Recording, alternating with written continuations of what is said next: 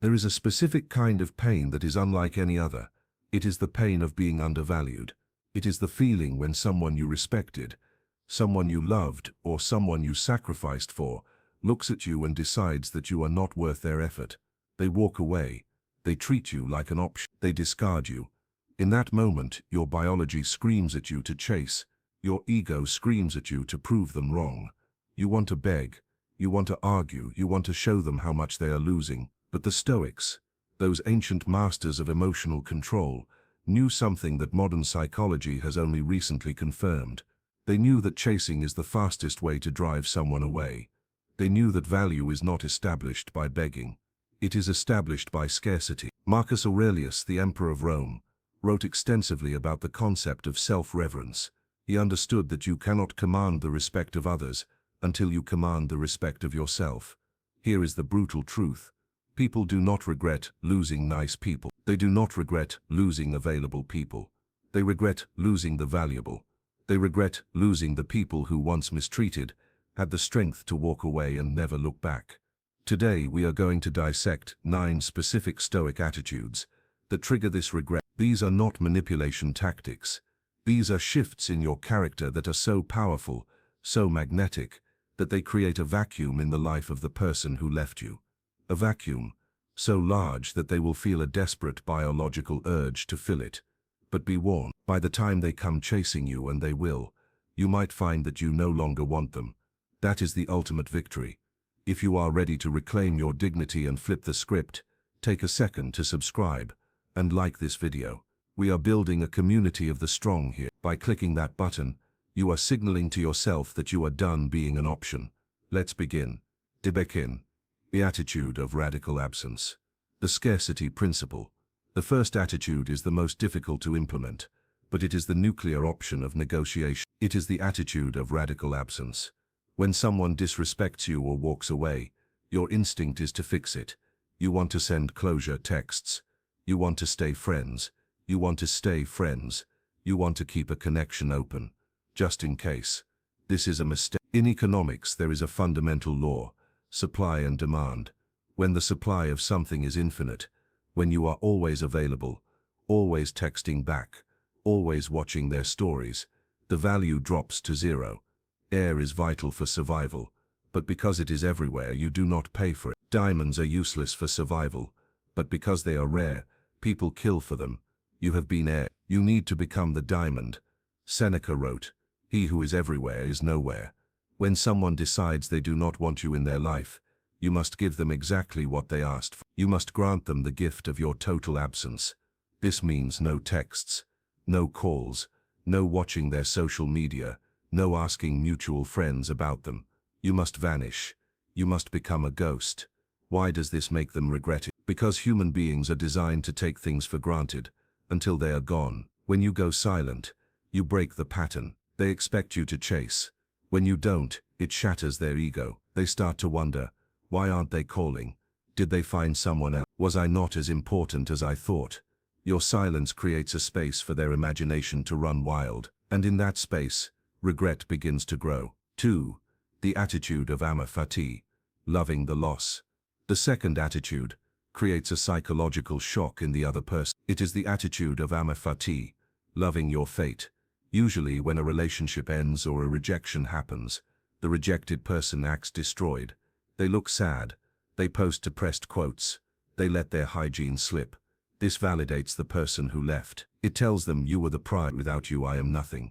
You must do the opposite. You must treat the breakup not as a tragedy but as a liberation. Epictetus taught that we should not be angry at what happens, but accept it as if we chose it ourselves. Imagine the confusion of the person who didn't value you when they look at you and see you glowing. They see you smiling. They see you energized. They see you treating your new freedom as a gift. This is not about faking happiness. It is about realizing that by leaving they removed a person from your life who did not respect you. That is a win. That is a dead weight lifted off your shoulders. When they see that their absence did not destroy you but actually improved you, they feel a deep blow to their self-importance. They realize they were not the sun in your solar system. They were just a cloud blocking the light. And now that the cloud is gone, you are shining. 3. The attitude of the mountain. Emotional constancy. Attitude number 3 is about becoming a mountain. In relationships, particularly toxic ones, there is often a dynamic of emotional volatility. They pull away, you get anxious. They give you a crumb of attention.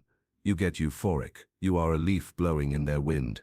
To make them regret losing you, you must become unshakable. You must embody the Stoic ideal of Apatheia, not lack of feeling, but lack of enslavement to feeling. If you run into them, or if they reach out with a breadcrumb text, just to see if you are still on the hook, your reaction must be neutral, not angry, not excited.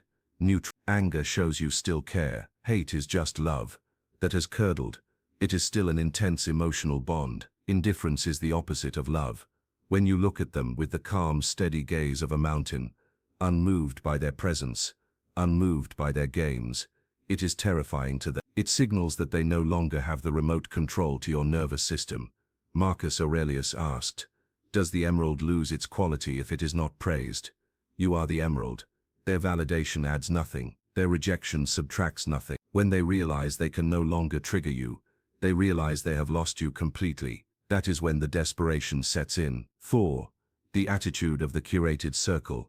Social proof. The fourth attitude leverages a deep psychological trigger called social proof. The Stoics advised us to be careful of who we associate with. Seneca warned that we should associate with people who improve us. When someone discards you, they often expect you to be isolated. They expect you to be lonely. Instead, you must audit your circle and upgrade. This means surrounding yourself with high-value people. People who are fit, successful, intelligent and kind. This isn't about trying to make them jealous. That is petty. This is about proving to yourself that you belong in good company. However, the side effect is powerful. When the person who didn't value you sees that others value you, their perception shifts. We are herd animals. If we see a restaurant that is empty, we assume the food is bad. If we see a line out the door, we assume the food is amazing. When you are surrounded by quality people, you signal to their subconscious, others see the value in me that you missed. They start to question their own judgment. If all these smart, attractive people want to be around him or her, maybe I made a mistake. You do not need to flaunt it. You just need to live it. Let them see your life expanding, while theirs remains stagnant. 5. The attitude of aggressive growth. The physical manifestation. You have heard the phrase, success is the best revenge. The Stoic version is excellence is the only answer. Attitude number 5 is aggressive growth. This is the physical and mental upgrade. Socrates, a precursor to the Stoics, famously said, "It is a shame for a man to grow old without seeing the beauty and strength of which his body is capable." When someone rejects you, you have a massive reservoir of energy. It is called pain. Most people use that pain to fuel addiction, self-pity, or binge-watching TV. You must use that pain as rocket fuel for transformation. Go to the gym, not casually, relentlessly. Update your wardrobe. Learn a new language. Start that business. This serves two purposes. First, it rebuilds your self-esteem, which has likely been damaged. Second, it creates a visual representation of their loss. When they see you 6 months from now, and you look healthier, stronger, and sharper than when they knew you, they experience a cognitive dissonance. They remember the old you that they discarded. They see the new you that is out of their league. Regret is triggered by the realization that they sold a stock right before it skyrocketed. You are the stock. Make sure the chart only goes up. 6. The attitude of the closed book. Mystery. In the age of social media, we are addicted to oversharing. When we are hurt, we post sad songs. When we are happy, we post every meal. Attitude number 6 is the Stoic discipline of restraint. Become a closed book. When they leave, they expect to still have a window into your life. They expect to watch your stories and know exactly what you are doing, who you are with, and how you are feeling. This surveillance gives them comfort. It makes them feel like they haven't really lost you. Close the blinds. Stop posting everything. Let your social media go quiet, or become very vague. When you are mysterious, you force them to think about you. Where are they? What are they doing? Why aren't they posting? The human mind hates uncertainty. It will obsess over what it doesn't know. By denying them information, you occupy rent-free space in their head. They will find themselves checking your profile 5 times a day, hoping for a clue. You become a puzzle they can no longer solve, and we are all addicted to puzzles. 7. The attitude of the hinge. Boundaries. Imagine a door. A door has a hinge. It can open, or it can close, but the hinge stays firm. Attitude number 7 is about establishing the hinge of boundaries. Often, people who don't value us try to keep us in a gray zone. They don't want to date us, but they want to call us when they are bored. They don't want to commit, but they want emotional support. You must slam the door on the gray zone. The Stoics believed that a person without boundaries is a person without character. If you allow someone to use you after they have rejected you, you are teaching them that you have no self-respect. If they reach out with a low-effort request, "Hey, can you help me with this?" or "Wanna come over?" your attitude must be a firm, polite refusal. "No, I can't do that. No, that doesn't work for me." Do not apologize. Do not explain. Just no. When you set a boundary, you communicate high value. You are saying access to me is a privilege, and you have lost that privilege. People crave what they cannot access. When they realize the door is locked, they suddenly want to come inside, but you must keep the key. 8. The attitude of benevolent indifference. Refusing to hate. This is where most people fail. They think that to make someone regret, they need to be mean, they need to be cold, rude, or nasty. But here is the paradox. If you are mean to them, they can justify leaving you. They can tell themselves, "Wow, she is a jerk. I made the right choice." Attitude number 8 is benevolent indifference. This means you are polite, but distant. You are kind, but not engaged. If you see them, you smile. You say, "I hope you're doing well," and then you keep walking. This is psychological warfare of the highest order. It confuses them deeply. They expect you to be bitter. When you are kind, it signals that you are totally at peace. It signals that you harbor no ill will, because they don't matter enough to hate. Hate takes energy. Kindness takes strength. When you treat them with the same politeness you would show a stranger at the grocery store, it strips them of their significance. It reduces them from the love of your life to just another person. This hits the ego harder than any insult ever could. It makes them wonder why their departure didn't break you, and it makes them miss the warmth you used to give them, which is now gone forever. Now, the attitude of Eudaimonia, flourishing without them. The final attitude is the ultimate goal of Stoicism. It is Eudaimonia. This translates to human flourishing, or happiness. The ultimate way to make someone regret losing you is to show them that you are happier without them than you ever were with them. This cannot be faked. You have to actually build a life that you love. Focus on your mission. Focus on your purpose. Find joy in the small things.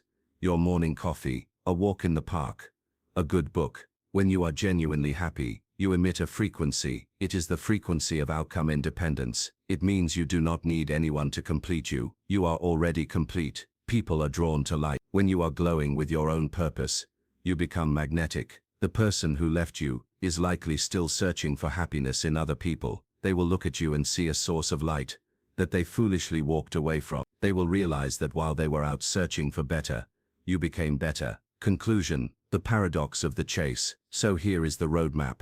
Radical absence, loving, the loss, emotional constancy, the curated circle, aggressive growth, mystery, boundaries, benevolent indifference, and true flourishing. Now, I need to tell you the ending of this movie, because there is a twist. If you truly adopt these 9 attitudes, something strange will happen. You will start to see the missed calls. You will see the texts popping up. "I miss you.